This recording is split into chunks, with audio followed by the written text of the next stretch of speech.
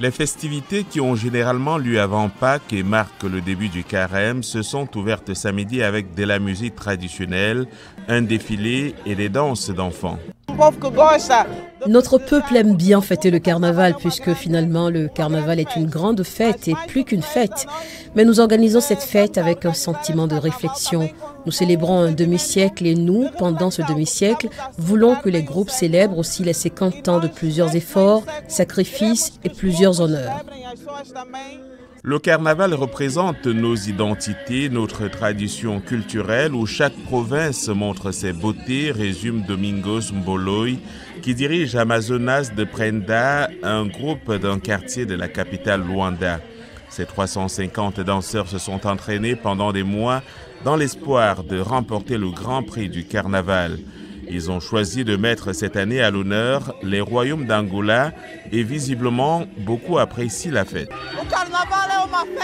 Le carnaval est une fête, une démonstration de notre culture. Aujourd'hui, nous sommes ici pour fêter notre indépendance, notre liberté.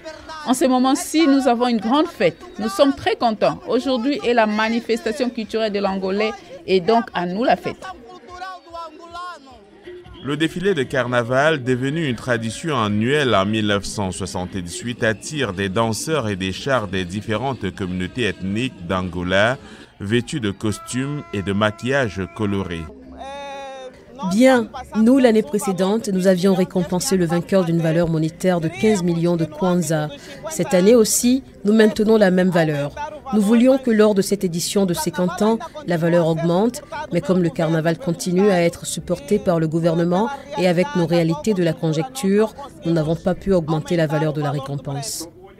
Autrefois organisé dans tout le pays, le carnaval annuel est désormais centralisé à Luanda, la capitale, avec des célébrations plus modestes en raison des difficultés financières du pays. Malgré ses richesses pétrolières, l'Angola reste l'un des pays les plus pauvres du monde et l'une des sociétés les plus fermées du continent africain. Le festival est revenu en force en 2023 après une interruption de 2 ans due à la pandémie de Covid-19.